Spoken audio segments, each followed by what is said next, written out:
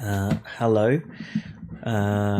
So we should be live in the Coaching from Three Principles Understanding Facebook group. And I don't know, I think I should have some theme music or something to give everyone a minute or two to log on and just, otherwise people always miss the beginning. Dun, dun, dun, dun, dun, dun, dun. That do? I don't, I don't know if that's the most appropriate theme music, but yeah, maybe Star Wars theme music to start off with today.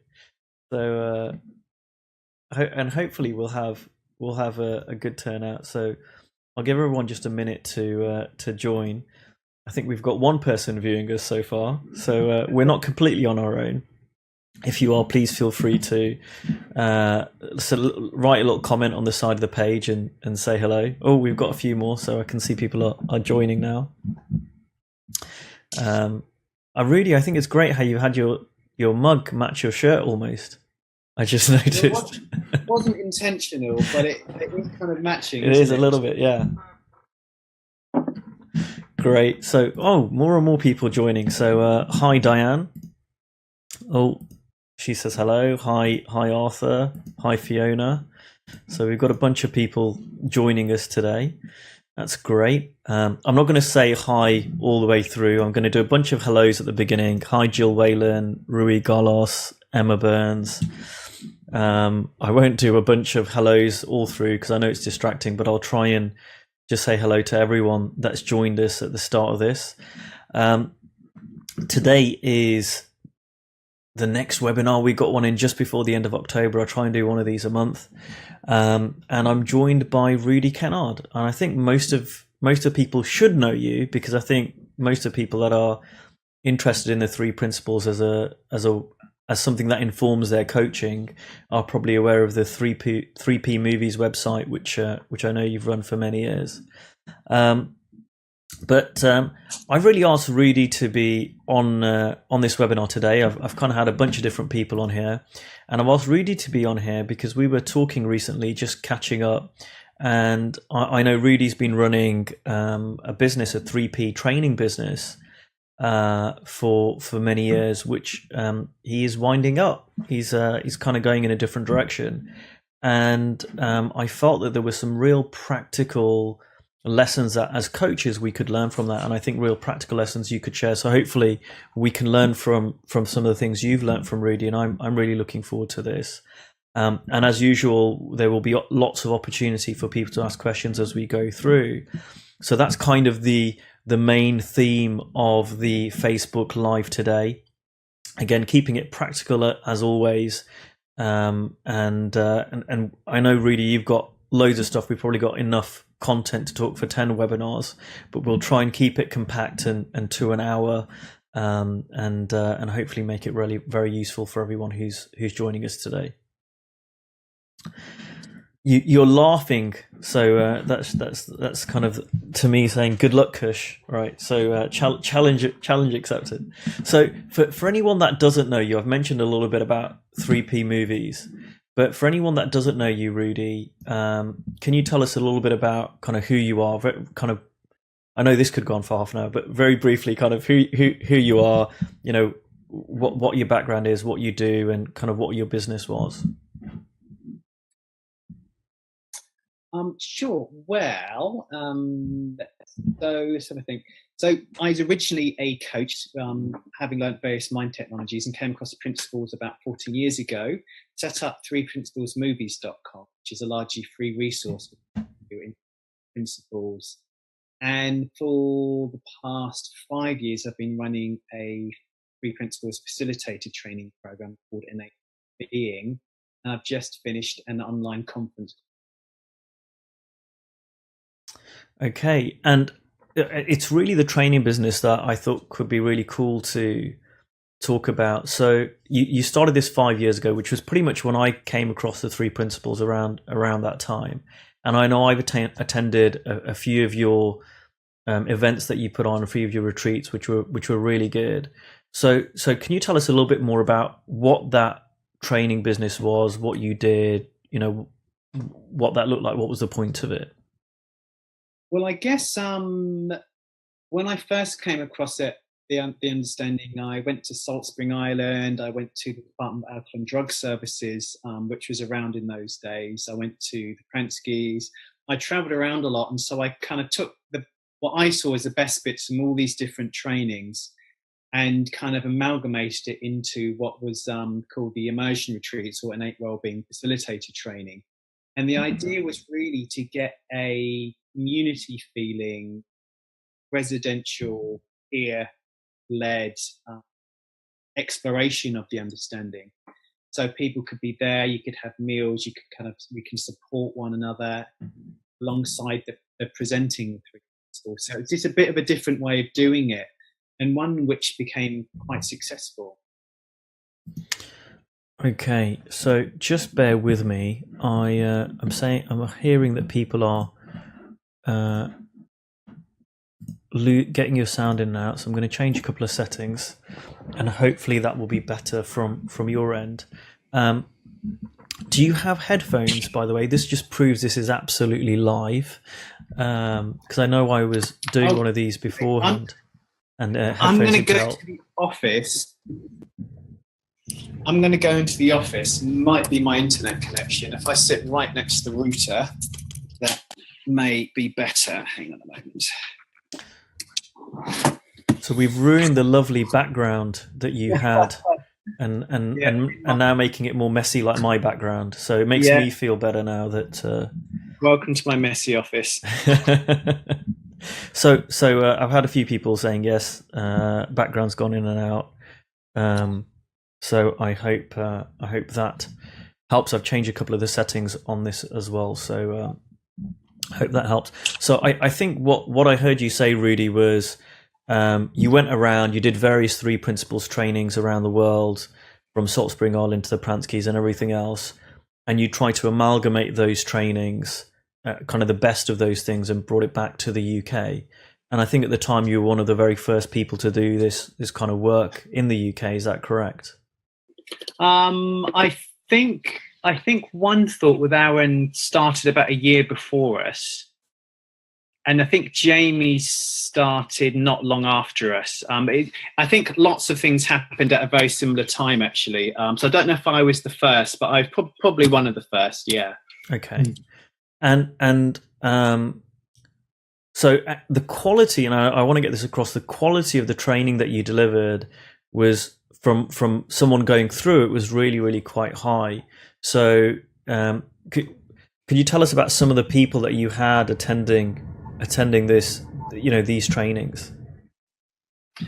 Well, I guess the people who came, we had coaches, we had business people, we had doctors, we had corporate executives, but we also had, school teachers, homemakers. I think the oldest we had someone of 80, we had people of 17. It was really, really diverse, very, very mixed.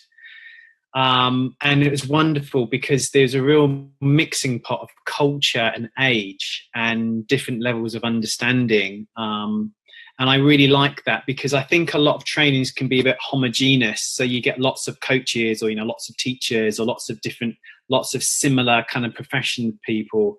And I think what I like is having people from different socio-economic backgrounds, different cultures, because there's something to be learnt from all of us, really. And who delivered this training? Was it just yourself? Yes, it was myself and my partner at the time, Jenny. And then we had teachers in like Elsie Spittle, Dr. Dicken Bettinger, Joe Bailey, Keith Blevens. So we had a number of different co-facilitators with us as we went through. But generally, it was always myself and Jenny and a co-presenter. And I think the last two we did was myself and Jenny. Okay. And I'm just trying to kind of give people the impression of what this training is. And what was the venue like where you held this training? So it was set in like these countryside lodges, just not far from a golf and country club. And there's a pool and a gym and a jacuzzi and a award-winning restaurant. The lodges were very contemporary, floor-to-ceiling windows, very open plan. beautiful balconies overlooking the golf course and the forest. So it was a very kind of high quality venue. And the training was set in Honeytie, which was like a really big open plan lodge, which was a beautiful venue for doing talks. So it was a very impressive kind of venue and background. So I'm kind of giving everyone the impression. So you basically learnt from all the best training schools around the world, and you bring it together. You do it in this amazing venue, which I've been there. It is fantastic, really great venue. You have some of the best trainers in the world, people like Elsie Spittle and Dicken Bettinger. I attended both of those; they were great. Coming in to co-facilitate with you. So people might be wondering, why are you not doing these? And I think that's kind of what I want to get to crux of, like, what were some of the practical things that you learned from running these type of things? Because it sounds like, oh my God, that you've kind of got the full package to make these really successful. Yeah, well, I just wanted to say something and then come back to it. So, practically speaking, I've got the biggest Three Principles website in the world. It's #1 in Google. I've run one of the biggest trainings in the world as far as facilitator training. So you could class that as like a successful business. But I wanted to kind of deconstruct that and look behind the scenes to the appearance of it. So I'm probably shooting myself in the foot by revealing this. But I think, to be really authentic, like when myself and Jenny first started the retreat, we were, it was just us two. We weren't VAT registered. We had quite low expenses. And as the business grew, all of a sudden we had corporation tax 20%, VAT 20%. Then we had the hire of the lodges, and then we had, the flights and accommodation, and the co-presenters coming over largely from America. So all of a sudden, the expenses ballooned out. And then we had someone doing the live streaming, someone videoing, someone retreat coordinating. So it just got bigger and bigger and bigger.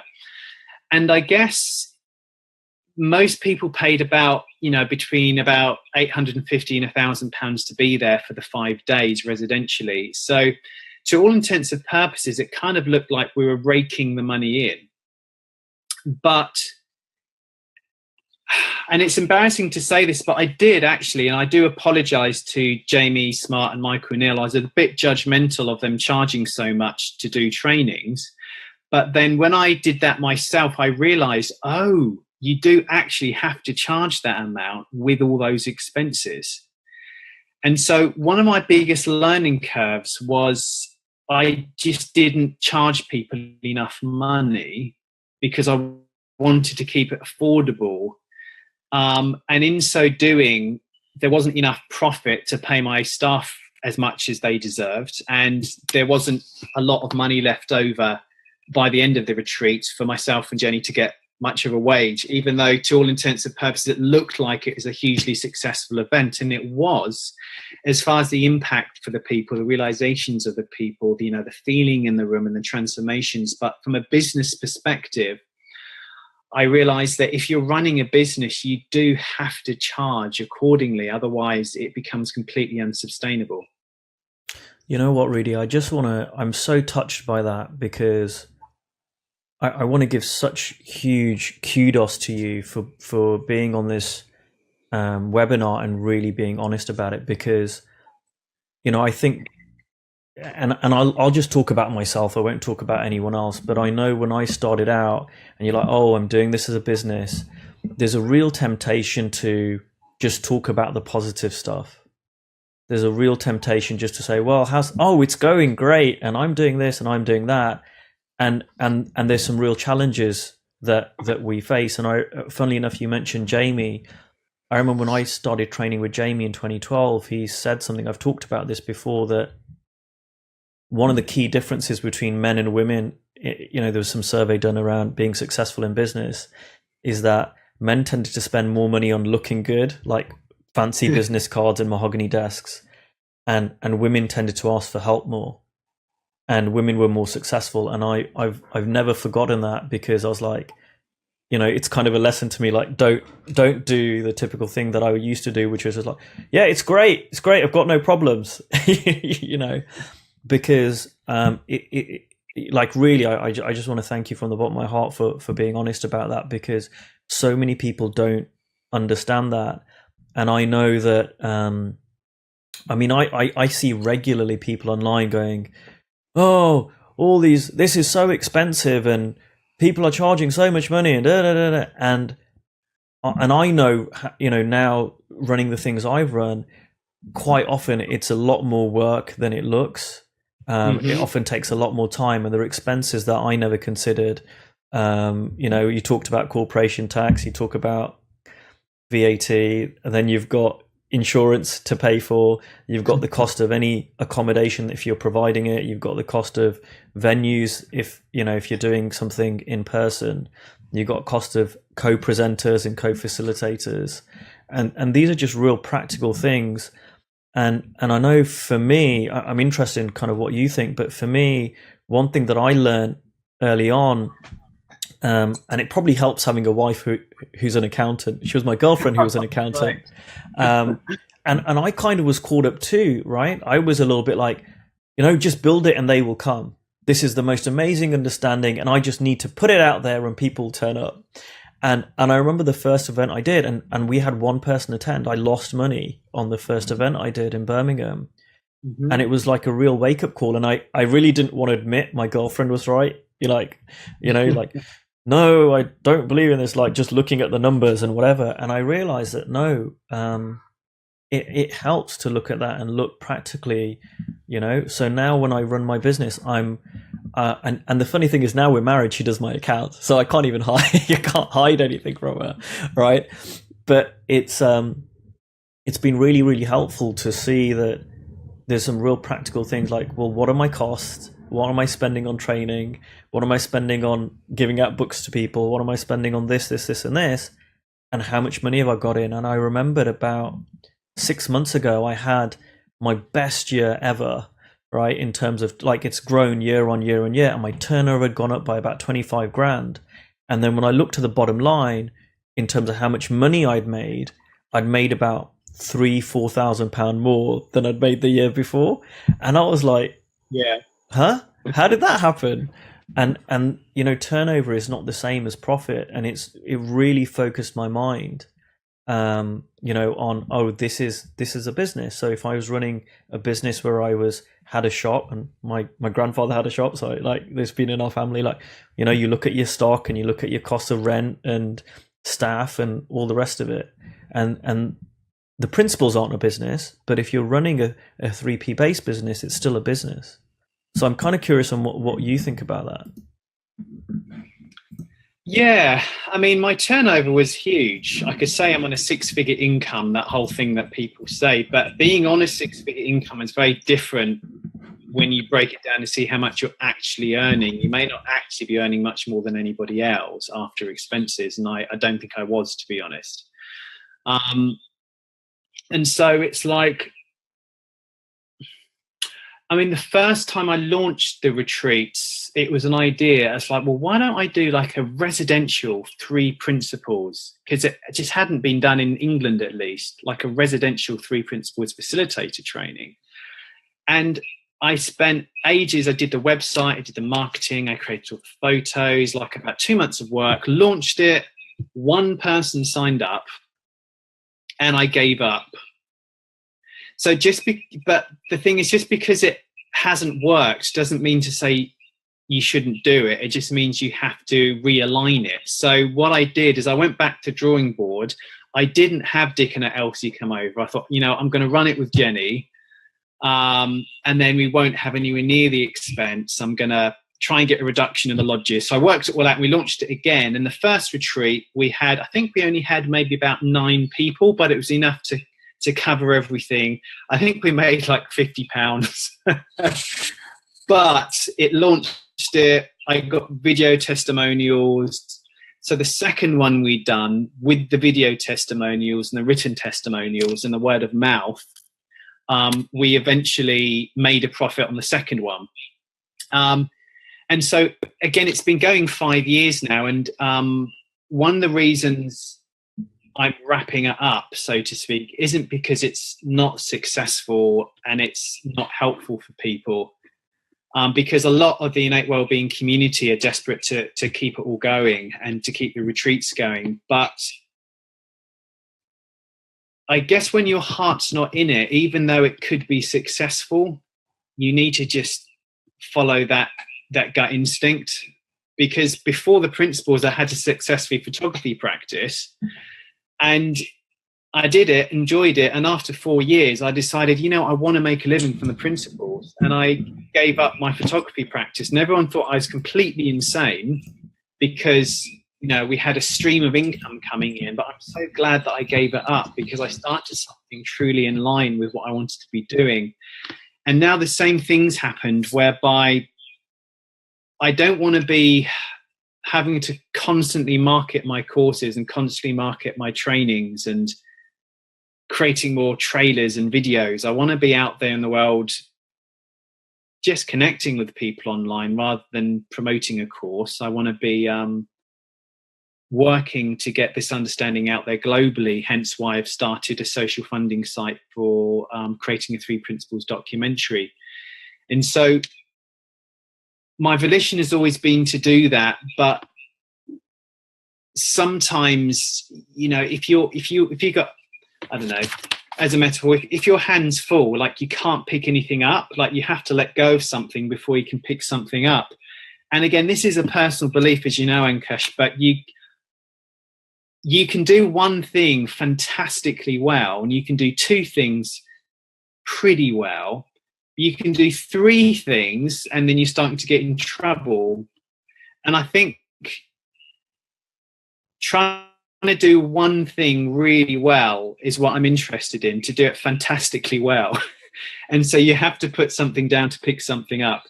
And so again, one of the reasons I'm wrapping it up really is because my heart's not really in doing that anymore. But my heart's still in sharing this understanding globally. I love that. I was recommended a book early this year by a coach called Essentialism. It's probably behind me somewhere, out of reach right now. So oh no, it's not. It's here, right? So I was recommended this book to read by a coach called Essentialism, and it was. I think there's. I love this little. I don't know if I've shown this in this group before. Oh, there it is. I love that diagram there. I don't know if you can see it, and it's kind of like a little ball of energy, and it's either you can send it in loads and loads of different directions, right, or it's just in one direction and you go a lot further. And that really speaks to what you had just said, and I so see that. And I know for me that I've spoken to so many people, and when they find out what I do, they're either not interested, right, or sometimes they go, "Oh, you should take this into the NHS. You should take this into corporate. You should go there. You should." And I'm like I've been very focused on being focused. So for me, so I've been doing immersion retreats for 3 years.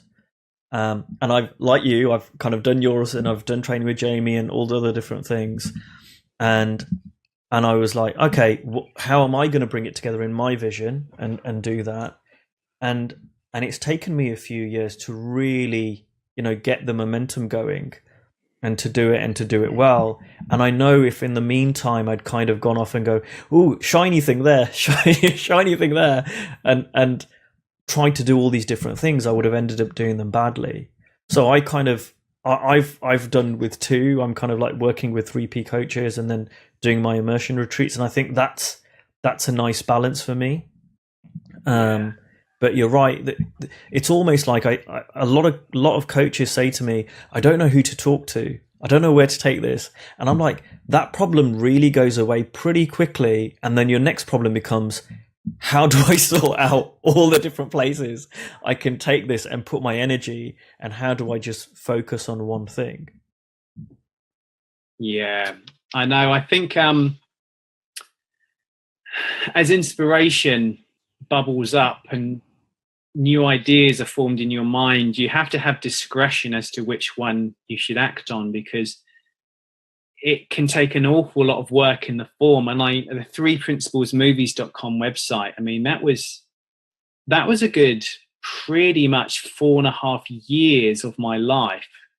I mean, I probably did about 2 years voluntary work on that site and another 2 years part-time to create that site. And I mean, I don't know if everyone's been to it, but it's kind of like a nice site, but you'd have no idea the hours. I mean, literally, I've spent thousands of hours creating that site. So it's just an idea that popped into my head at a time where the three principles were kind of quite fragmented all over the world. No one really knew what anyone else was up to, because Facebook wasn't, I don't even know if Facebook was around then, actually. And nobody really saw how anyone else taught unless they saw them physically. So the movie site was the first resource where people could see how other people facilitated, where people could see transformation stories. But that was just an idea. But that's 4.5 years of work to manifest that idea. Innate well-being, again, that's been 5 years of my life to manifest an idea into a reality. And so I found that if I continued with innate well-being, I could not create this global documentary I'm working on at the moment. I had to give something up. And it's not a technique, do one thing at once and don't do anything else, because you can hear doing and anything. That's not what I'm saying. I'm saying, for me, if I want to do something with excellence, you have to almost become obsessed and just do that and pour your heart and soul into it. And then that comes out in whatever you've manifested and created, and it's got a much higher chance of success. And did I make this up, but you mortgaged your house and you put £40,000 into creating that Three Principles movies? Did I make up that number, or is that my memory correct? Almost. Well, I'd put £40,000 on a credit cards to create the movie site, and I pretty much went bankrupt from doing the movie site, because you can't really do 2.5 years voluntary work and earn nothing and not have some kind of financial implication to doing that. So you could see that as a failure. Like, you know, I almost went bankrupt doing the Three Principles. Well, I pretty much did go bankrupt doing the threeprinciplesmovies.com website. But there's a way in which reward doesn't always come back to you in the way that you think it does. And in the act of doing it, and the visibility that I got through doing that, and the impact that site has had globally and on the community, has been completely priceless.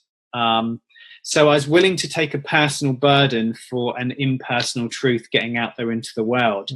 However, the funding site I'm doing at the moment to create Three Principles documentary, I'm getting funds in for that, so I don't have to do that again, because there's no way I'm going to do that again. So I think, I mean, I know it's a bit of a cliche, but I've really realized now, it's not just like a good theory, but I realized that there really isn't failure, there's just feedback. You do this, you reassess, you do that, you reassess, you realign, you do that, you do that. So there's this constant reevaluation of everything you're doing and tweaking. That's why whatever business you've got, for it to evolve, it needs to be in this constant flux and change. Yeah, and I want to just say that for me, this isn't about kind of like making you look bad or anything like that. I really want to reiterate, I think this is so useful for other coaches, because I think, and this is just a belief, it's not truth, but for me, my belief is that we can never be scared of truth. Like, revealing truth is never a bad thing. And I find that actually sometimes a lot of people come into coaching from this understanding, buy into some of the marketing that's out there, and, you know, have this real unrealistic view, and then get really upset and beat themselves up because, oh, everyone else is doing well, and I'm not suddenly, like, you know, effortlessly making loads of money and within a few months. And quite often I tell people, no, this is how it works, right? Like, and I'm so grateful to you to really kind of reveal behind the scenes that, to do. And yes, I totally agree with you. 3 Principles movie site. I'm so grateful that you've done that. And I shared it with so many people. And I'm so grateful for the retreats you did, because it allowed me to go and see Elsie in the UK and see Dicken in the UK. And I would never have been able to do that. And I think it's helpful for people to realize, well, number one, you're not, milking it and ripping people off. There's real cost there. And 2, if you're going to do something similar, just to learn from that a little bit, that it tends to take a little bit of time from what I've seen, and it tends to take a little bit of effort. And I don't want to sound negative, but I like to tell coaches, be realistic around what this will take if you want to go in this direction. And I remember speaking to someone, I hope they're not watching, but maybe they are. I remember speaking to someone and they said, well, I want to do this coaching thing and I'm thinking about it, and I like the 3 principles. And I said, okay, how much time do you have? And this person said, well, I've got about 4 hours on a Thursday afternoon between when the kid goes to sleep and has its nap or something like that. It's like a really short time. Or, it was like, I've got a couple of hours every afternoon when my kid's asleep in between doing the housework and whatever else. And I said, I think it's unlikely that you're going to, be making a whole load of additional money with very little time, because from and I might be wrong, but from what I've seen for a lot of people, like with any business, it takes time, energy, effort to do well in this. Well, I think there's a bit of again, I'm talking personal belief, so this isn't necessarily true for everyone, but there seems to be a bit of a myth, or my idea of a myth in the community, that if you just kind of follow your wisdom or trust your heart, it will guide you and you'll be fine. And it is largely true, but it's like we are the formless and the form manifest. We're the formless and the form in one. And so we have formless ideas and formless instincts or creativity or inspirations, but we need the form to bring it into this form-based reality. So with the movie site, I had to spend 2 years learning how to do videography and editing. I needed to learn websites, I needed to learn Facebook. I had to do a lot of learning, and then I had to create it all. And so I'm not trying to put people off, giving up their jobs and becoming a coach, but there's certain things in the form you just really have to know about. I mean, do you know WordPress? Do you know someone who can create a site for you? Do you know how to use a video camera? Do you know how to get testimonials? Do you know social media? Like, it's a skill like anything. If you want to learn engineering, you're going to have to go and learn how to build bridges and various things. Like, you can't just be an engineer because you've got a good feeling about it. And so I guess it's a bit gritty, but like, you have to take massive action in learning the tools and the skills that you need. If you want to get out there and you want to make money, or you want to truly be of service to other people, there's certain skills you need in the form to do that. And if you're not willing to learn those skills, generally, you're not going to be that successful in what you do. And again, that's a belief, because it can just be word of mouth, could be inspiration.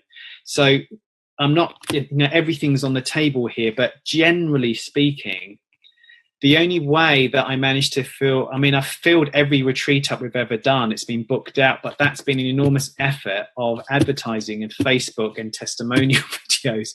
It doesn't just happen. You make it happen.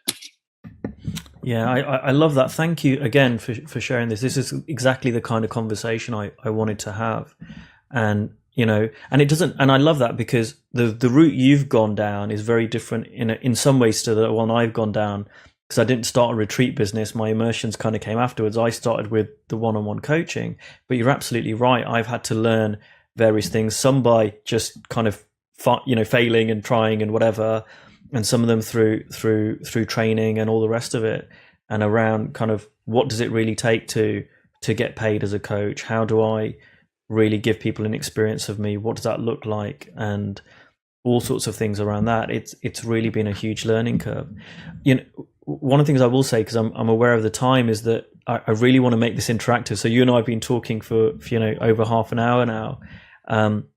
We had loads of questions at the beginning, and people have gone a little bit more quiet online. But if you've got any questions for either me or Rudi around this subject, please do use this time. That's part of the reasons that these are recorded live, because as opposed to pre-recorded and just uploaded online, because I like having people here able to interact with the guests and ask any questions that they might have, going, oh, I'm really surprised at that, or but what about this, or I'm trying to do that, what would you suggest? So while we're waiting for those questions to come through, one question I've got for you really is, knowing what you know now, would you do anything different going back 5 years, or would you keep it exactly the same? No, I think life's just an evolution, and you learn as you go on.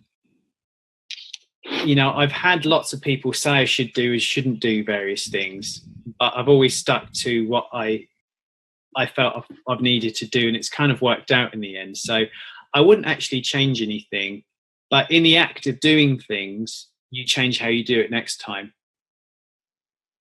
So it's all just kind of, to be honest, Ankush, it's kind of perfect as it is. I'm so overjoyed and pleased to have done what I've done and to be doing what I'm doing now.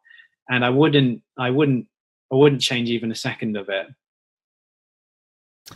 I love that, and I'm kind of smiling because there's kind of like two levels, right? Like on the level of the form, there's the things that we learn and we evolve and whatever. And the level of formless, it's all good. It's all good fun. Yeah, I kind of sense that from your answer. No, that's and I have to admit, from my point of view, I think that it's so great to have so diverse trainers, coaches, people doing what they're doing in this community. And I think what you've really brought to this community and what you've done is really quite special. And it's funny because I'm smiling there because I'm probably maybe being one of those people that said, Rudi, I think you should do this. I'm sure I have, and fair play to you, because you've kind of gone with what makes sense to you. And I'm the same. I've had people tell me, you should do this and do that, and ultimately we all have to trust our own gut and our wisdom in what makes sense for us. So I'm happy to keep asking Rudi questions, but you guys are very, very quiet tonight, so I hope there's nothing wrong with my stream. Hi Clasia, who's just joined us. Paolo Royale says thank you, this is really useful.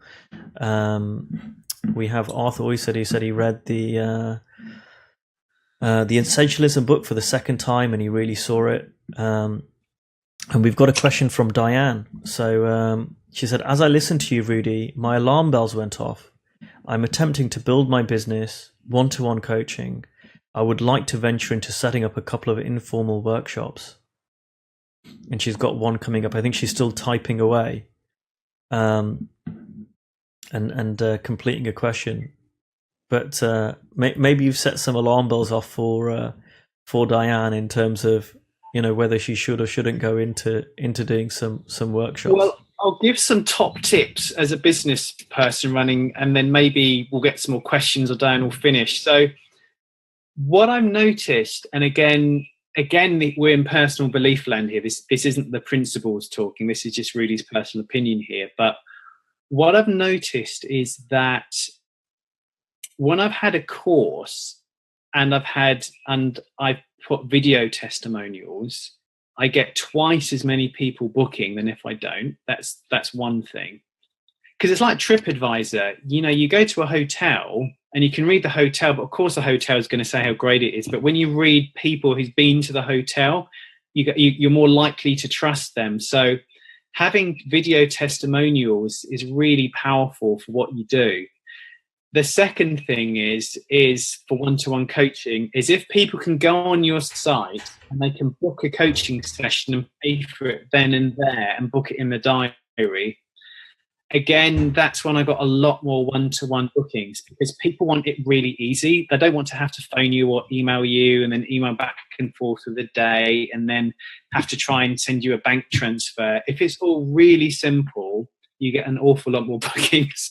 Like, there's all these kind of little things that you learn as you go along. And even like the retreats, like even offering like a 10% discount code, like, it just gets booked up so much easier than not offering that. So these little tips that you learn along the way. But all of those tips aside, fundamentally, it's mostly down to word of mouth. So if you are genuinely offering something of immense service and authentic and real for people and powerful, you're going to get a lot more business than if it's all smoke and mirrors and clever marketing, because people aren't going to come back. And so again, from the formless perspective, you can have the things in the form to back you up, but it has to come from that deep formless perspective. Otherwise, it's going to be a flash in the pan. Yeah, it's funny because on the practical stuff, I'm just thinking I don't do that. I do some video testimonials, but I don't use them that often. And I purposely don't have pay now on my website. So I'm one of those annoying coaches who's like, no, I want to talk to you first before you work with me. But yeah, I totally agree. I think it's about delivering something really good. And I certainly feel that if you've got something genuinely of service that's going to help people, I think that's the biggest thing. And especially if you're in this to make a quick buck, you might want to look at something different. But if you're in this, I always say, if you're in this for the long term, if you're really someone that's like, I want to really do this as my career, as my profession, and so I'm in this for the long haul, which it sounds like you are, Rudi. You're absolutely right. You've got the time to really create something very good and have that be the best marketing or the best advertising you can do. So I think Diane spoken some more. A casual group of friends and I talking about the principles. It's been on my mind, but I don't feel I have the skill set yet, as you mentioned. I certainly don't have any video editing skills, although I went to photography school and graduated. I don't have a question. Sorry, I'm hoping to build my business by word of mouth. My alarm bells went off. So I'll just say to that, Diane, Rudi, you can do this any way you want. So Rudi, you do some very, very high quality video editing. I don't video my events, partly because I don't know how to, and I don't have the desire to learn, and it's an awful lot of work editing. And again, coming to these real practical things, if I was to get someone to film these and edit these for me, then I would just have to charge a hell of a lot more money. And for me personally, I feel that people don't share as much when they know it's being recorded.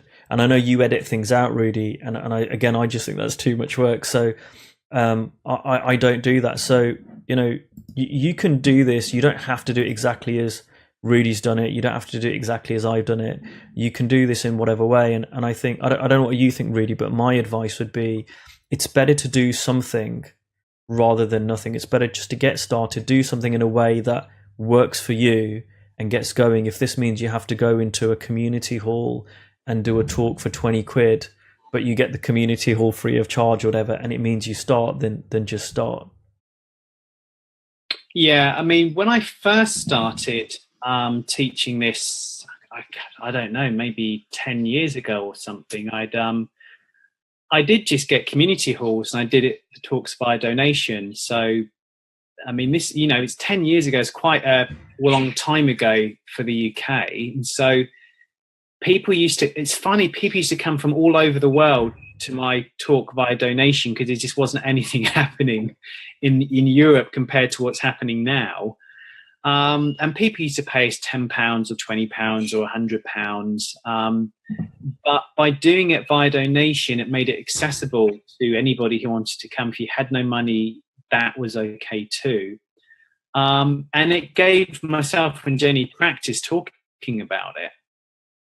So again, I've been banging on about learning the form, and you have to learn the form and do all this stuff. But also the other is true, that if you're doing something purely from a heart base to be of service to others. I mean, my initial, and still is my inspiration, is to help alleviate human suffering, is to raise levels of consciousness, so to speak.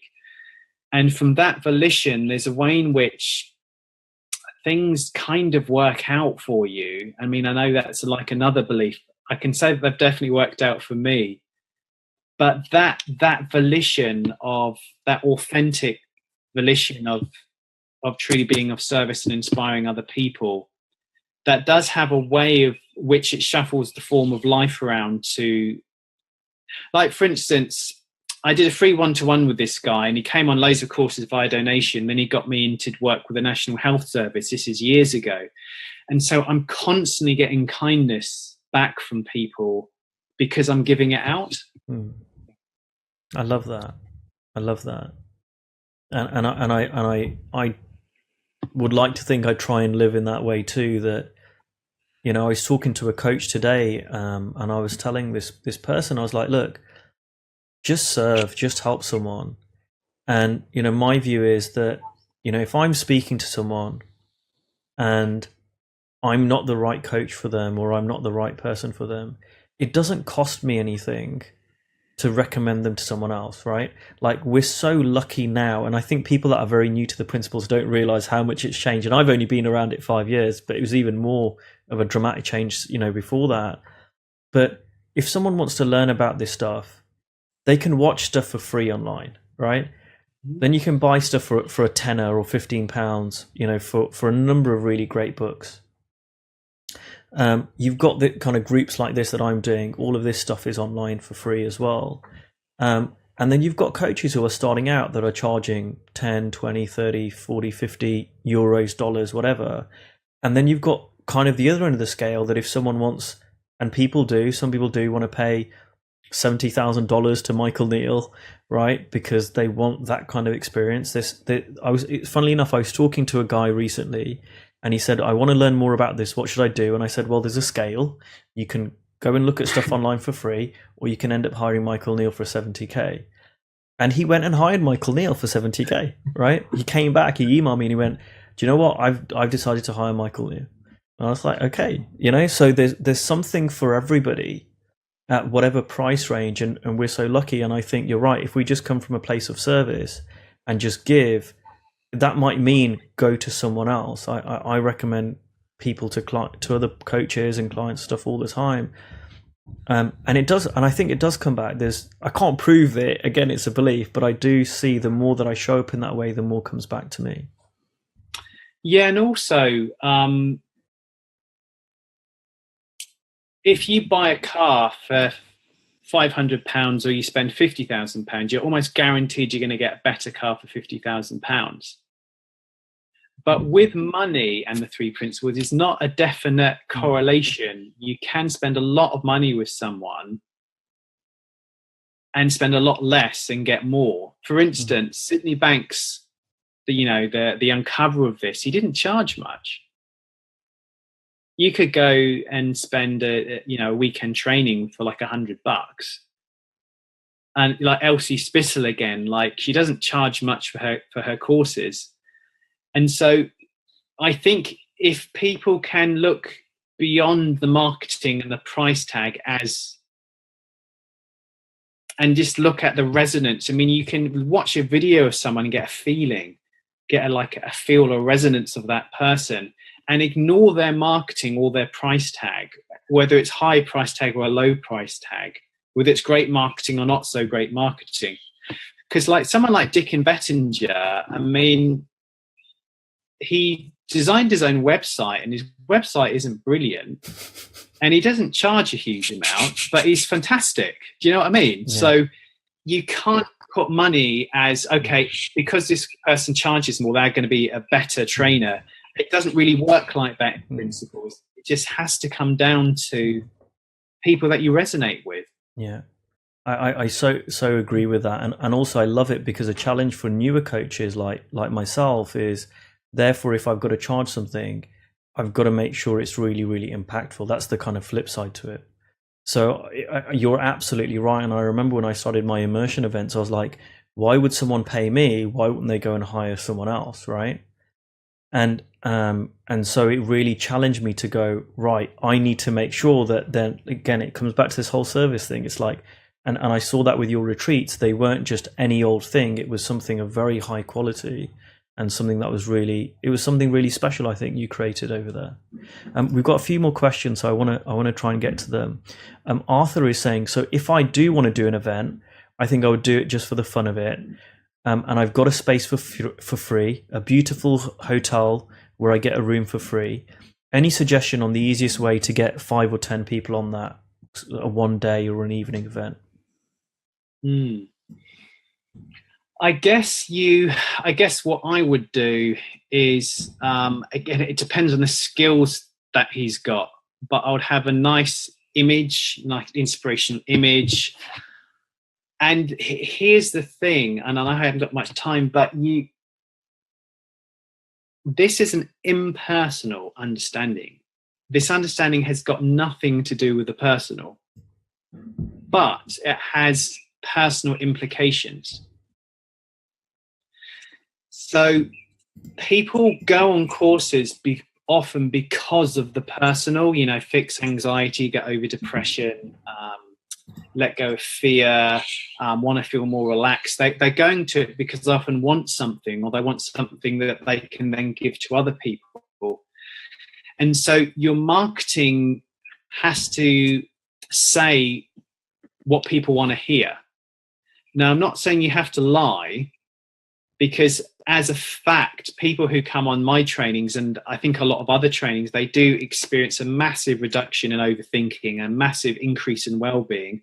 And lots of other things happen that I hadn't imagined, like they'll stop smoking even though they're not bothered about smoking, or they'll find themselves losing weight even though they wanted to get over their depression. Like, it works in such different ways.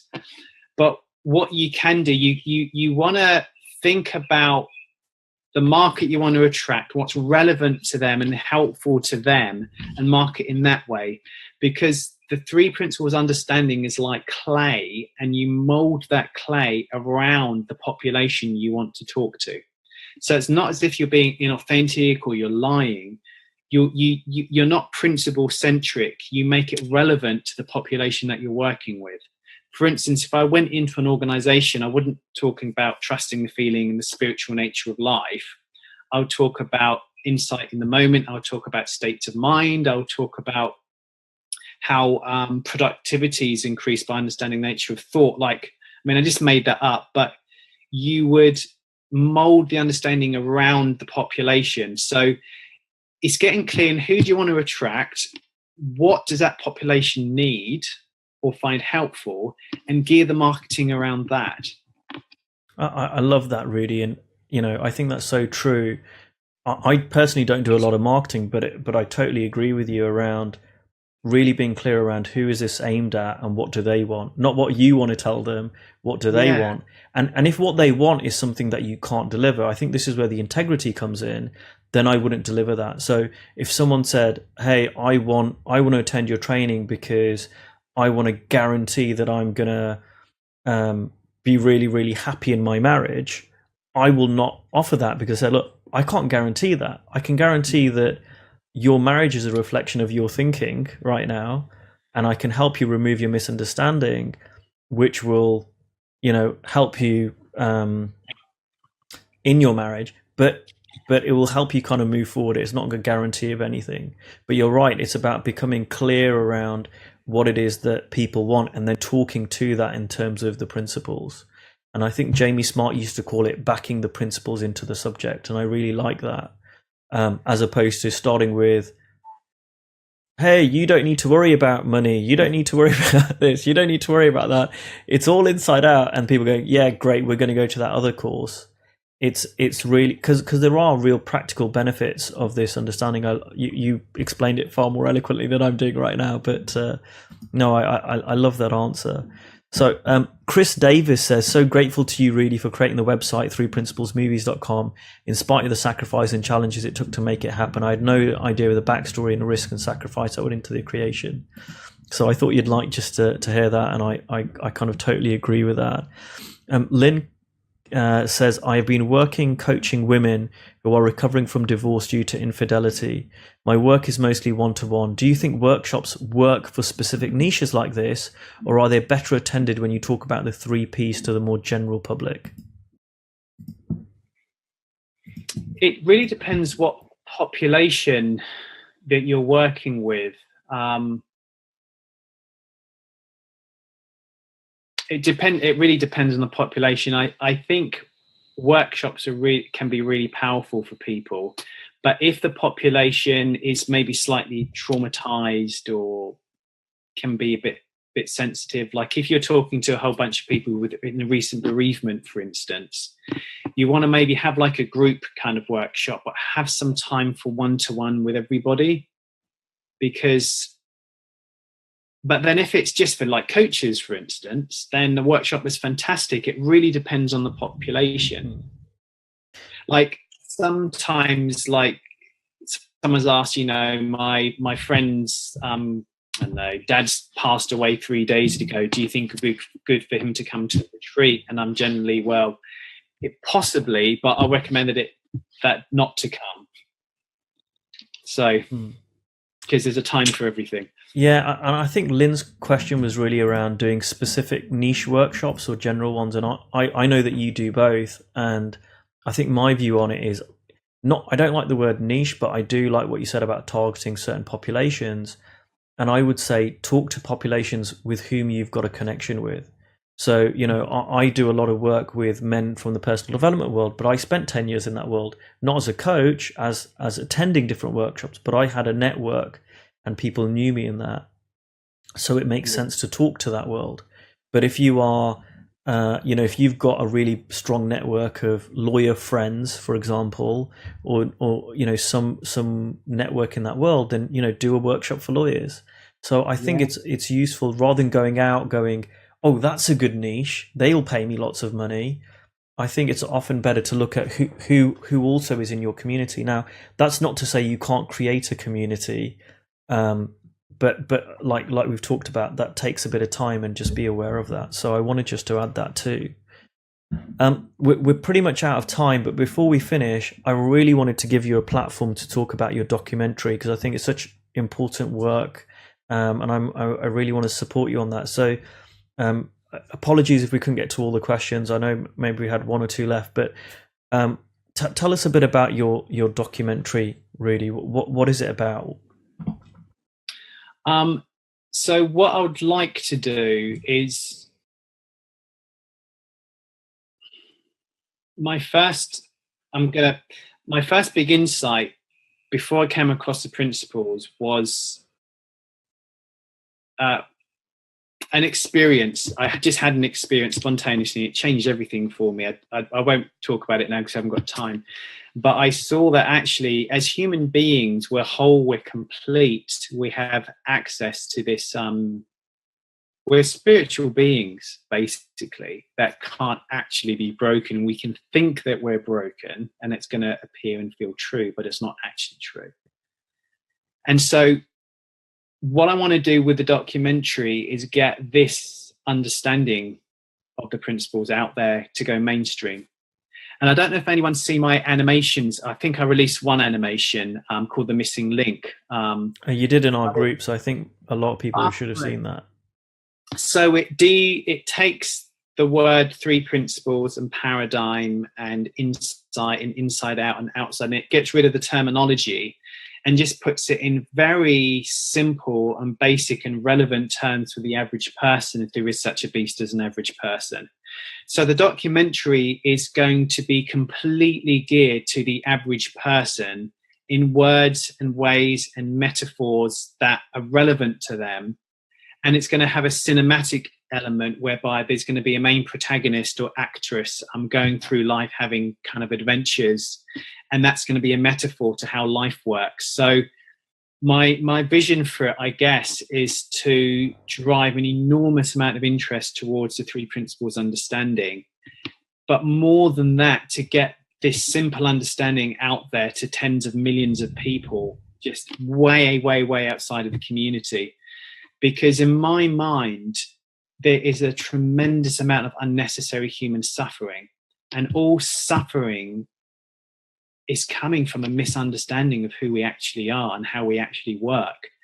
So to point to who we actually are, how we actually work globally, I think could just be enormously inspirational and helpful for the world. So although this is a community-based effort, because I'm hoping the Three Principles community would help me fund it.